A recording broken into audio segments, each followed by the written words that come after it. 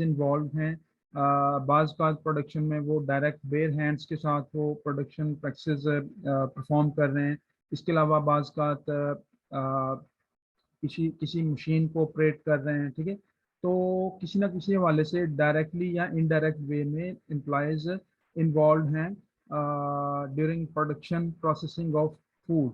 तो उस ज़मरे में फिर जो एम्प्लॉयज हैं उनकी हाइजीन, उनका ओवरऑल उनकी हैबिट्स, ठीक है, उनकी ओवरऑल कंडीशन, ये तमाम चीज़ें मैटर करती हैं। अगर इसको मैं सिंगल वर्ड में कंक्लूड करूं तो उसको मैं कह सकता हूं कि एम्प्लॉयज का जो बिहेवियर है दैट मस्ट बी पॉजिटिव। अगर वर्कर का एम्प्लॉय का बिहेवियर पॉजिटिव होगा तो definitely he will prove limelight for ensuring food safety in that specific kind of production practice. तो एम्प्लॉयज की हाइजीन, उसमें उनकी जैसा कि आप हैंड वॉशिंग प्रैक्टिस हैं, उनकी यूनिफॉर्म है, उनके नेल्स कटिंग है, उनकी ओवरऑल जो गेटअप है that must be according to the set standards of food safety. तो उसमें उस केस में भी हमने फूड सेफ्टी हैजर्ड्स को देखना है जो कि एम्प्लॉयज मतलब डील कर रहे हैं आपकी फूड प्रोडक्शन प्रोसेसिंग के साथ, ठीक है। तो अब यहाँ पे आप देख सकते हैं स्लाइड में कि एम्प्लॉयज़ का जो डायरेक्ट लिंक किस तरीके से है। लाइक इसमें अगर हम बात करें एम्प्लॉयज़ की पर्सनल हाइजीन की, तो उनके जितने भी पर्सनल हाइजीन के पैरामीटर्स हैं उनको हमने with regard to food safety ensure करना है। अब इसमें इंश्योर करने के लिए हमारे पास जो हैसअप अप्रोच है, हैसअप अप्रोच में हम जो है ना वो चेकलिस्ट बेस्ड अप्रोच को इम्प्लीमेंट करते हैं। लाइक एक चेकलिस्ट डेवलप कर ली जाती है उनकी पर्सनल हाइजीन के जितने भी पैरामीटर्स हैं उनके लिए, एक चेकलिस्ट डेवलप कर ली जाती है उनकी हैंड वॉशिंग के लिए या अदर हाइजीन पैरामीटर्स। तो उनको फिर on the spot on the station जाके जो मैनेजर या जो सुपरवाइजर है उसने इन सारी चीज़ों को मेक श्योर करना कि either they are showing conformance to the standard और नॉट। अब हम हैसअप के डिफरेंट स्टैंडर्ड्स की हैजर्ड्स की बात करेंगे, जिसमें बायोलॉजिकल हैजर्ड है। बायोलॉजिकल हैजर्ड्स में बैक्टीरियल कंटेमिनेशन हो सकती है, वायरस के साथ, पैरासाइट्स के साथ कंटेमिनेशन हो सकती है। इसके अलावा माइकोटॉक्सिन्स हैं, फूड एलर्जेंस हैं। So these are some different kinds of biological agents that may cause cross contamination during production practice. अब बायोलॉजिकल हैजर्ड मिसाल के तौर पे हम एक जगह पे जो है वो मीट प्रोडक्ट्स को प्रोसेस कर रहे हैं। अगर उसी सेक्शन में वेजिटेबल या फ्रूट्स प्रोडक्ट्स भी प्रिपेयर हो रही हैं, तैयार हो रही हैं, तो वहाँ पे मैक्सिमम चांसेस हैं कि वहाँ से बायोलॉजिकल कंटेमिनेशन दूसरी वेजिटेबल्स या फ्रूट्स पे ट्रांसफर हो सके। तो वहाँ पे मैक्सिमम बायोलॉजिकल कंटेमिनेशन क्या हो सकती है, जितने भी बायोलॉजिकल नेचर के ऑर्गेनिजम्स हैं वो ट्रांसफर हो सकते हैं जो कि डिजीज काजिंग ऑर्गेनिजम्स हैं। तो हमें बायोलॉजिकल जो हैजर्ड्स हैं उनको उनके ऊपर चेक एंड बैलेंस मेंटेन करना है। देन केमिकल हैजर्ड्स, जैसा कि मैंने पहले बताया कि फूड सेफ्टी को इंश्योर करना एक फार्म टू फोक अप्रोच है। तो फार्म टू फोक अप्रोच में आप देख सकते हैं कि अगर हम प्राइमरी प्रोडक्शन ऑफ फूड की बात करें तो प्राइमरी प्रोडक्शन में फील्ड लेवल पे प्रोडक्शन आती है जिसमें रॉ मटेरियल फार्मर प्रोड्यूस कर रहा है, ठीक है। वहाँ पे रॉ मटेरियल की प्रोडक्शन के दौरान डिफरेंट किस्म के केमिकल स्प्रेज इस्तेमाल होते हैं मुख्तलिफ फ्रूट्स, वेजिटेबल्स, या इसके अलावा in case of animals farming और husbandry practices different kinds of veterinary drugs are being used. तो उन वेटनरी ड्रग्स का, क्योंकि वो केमिकल हैं, उनके केमिकल रेजिड्यूज मीट के अंदर रह सकते हैं या जो हमारे फ्रूट्स वेजिटेबल्स हैं उनके अंदर रह सकते हैं। उसमें मुख्तलिफ किस्म के पेस्टिसाइड हो सकते हैं, या इसके अलावा केमिकल हैजर्ड्स में मुख्तलिफ किस्म के जो क्लीनिंग एजेंट्स हो सकते हैं, सैनिटाइजिंग एजेंट्स हो सकते हैं, सैनिटाइजर्स हो सकते हैं, ठीक है। तो इसके अलावा जो हमारी मुख्तलिफ किस्म की जो लाइक कटलरी है, लाइक नाइफ्स हैं, कटिंग टेबल है, कटिंग स्टेशन है, वो अगर तो मेटेलिक है, आई मीन उस पर जो रस्ट वगैरह जंग का इशू है वो जो है वो इशू क्रिएट कर सकते हैं, वो भी केमिकल हैजर्ड के ज़मरे में आते हैं। या इसके अलावा different kind of food additives, अगर उनकी क्वांटिटी हमने रिकमेंडेशन से ज़्यादा इस्तेमाल की है तो डेफिनेटली वो भी केमिकल हैजर्ड के ज़मरे में आते हैं। देन उसके बाद फिजिकल हैजर्ड्स में आ सकते जितने भी एजेंट्स ऑफ फिजिकल नेचर हैं, like stones, like metal pieces, bone fragments, nails, hairs, broken glass, ये सारी चीज़ें क्या है, जो है वो फिजिकल हैजर्ड्स में आ सकती हैं। तो जब भी हम हैजर्ड स्टडी करेंगे, हैजर्ड स्टडी में हम इन हैजर्ड्स को खास तौर पे अपना मद्देनजर नज़र बनाएंगे, ठीक है। उसमें फिर हम देखेंगे कि इन हैजर्ड्स को कंट्रोल करने के लिए हम कौन कौन सी चेक पॉइंट्स मार्क कर सकते हैं, that will be basically called as critical control points, ठीक है। अगर फॉर एग्जांपल हम प्रोडक्शन सेटअप पे हम कोई हैजर्ड स्टडी कर रहे हैं, तो इसमें हम देखेंगे कि फिजिकल नेचर के हैजर्ड्स क्या हो सकते हैं। अब फिजिकल नेचर के hazard during grinding of wheat flour production unit पे हम वहाँ पे डिफरेंट मेटल फ्रेगमेंट्स के लिए मैग्नेटिक जो है डिटेक्टर्स लगा सकते हैं, ठीक है। तो वो वहाँ पे क्या है, फिजिकल हैजर्ड है, वहाँ पे एक क्रिटिकल कंट्रोल पॉइंट मार्क लगेगा, मींस सीसीपी वहाँ पे लगेगी। उसी सीसीपी के ऊपर फिर फर्दर जितनी भी हैजर्ड की स्टडी है वो बेस करेगी, फिर हैजर्ड के साथों प्रिंसिपल उस पे that will come in action, ठीक है। तो उस पर फर्दर स्टडी हो जाएगी।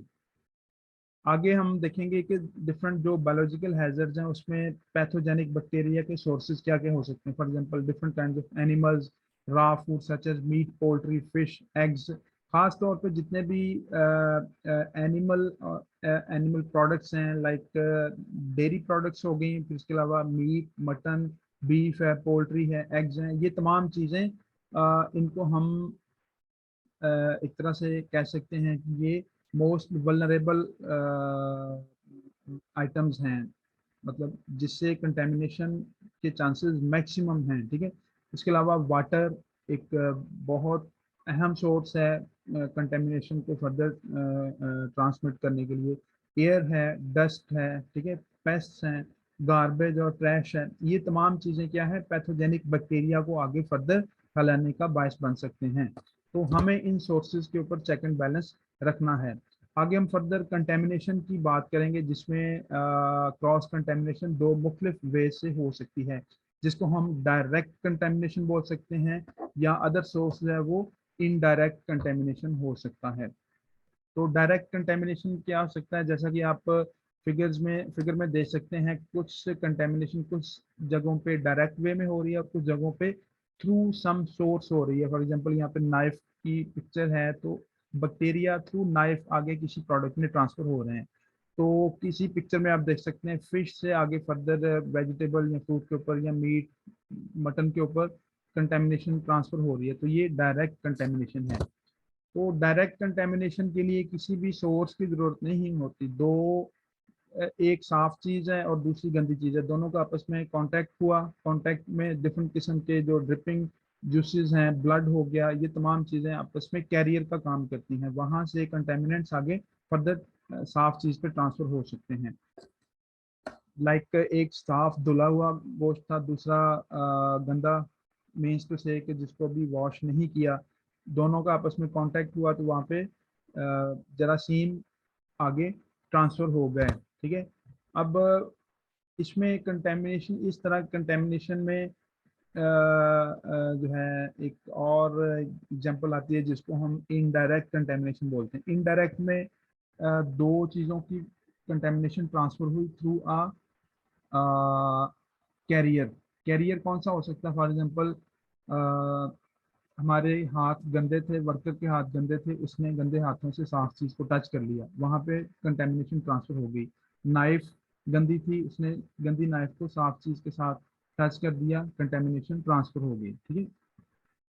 आगे हम बात करेंगे फूड बॉर्न इलनेस। तो जब क्रॉस कंटेमिनेशन होगी, हम फूड सेफ्टी को अबाइड बाय करेंगे, उसके रूल्स एंड रेगुलेशंस और प्रिंसिपल्स को, तो definitely we will invite different kinds of diseases or ailments that we may call basically as foodborne illness or foodborne ailments. तो foodborne illness में foodborne infection, intoxication और toxin mediated infection, ये तीन तरह के infections क्रिएट होते हैं, ठीक है।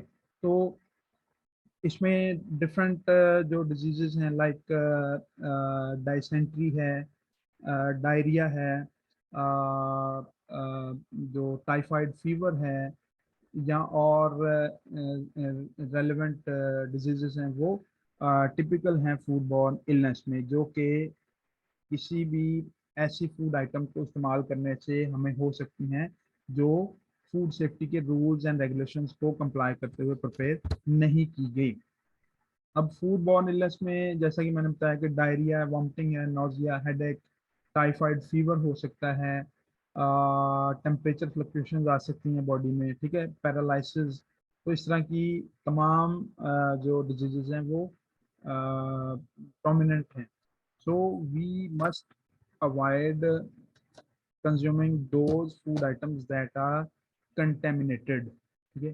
तो हमें इन चीज़ों से अवॉइड करने के लिए फिर हमें फूड सेफ्टी स्टडीज की तरफ जाना पड़ेगा। आगे हम बात करेंगे examples of time temperature controlled safety foods.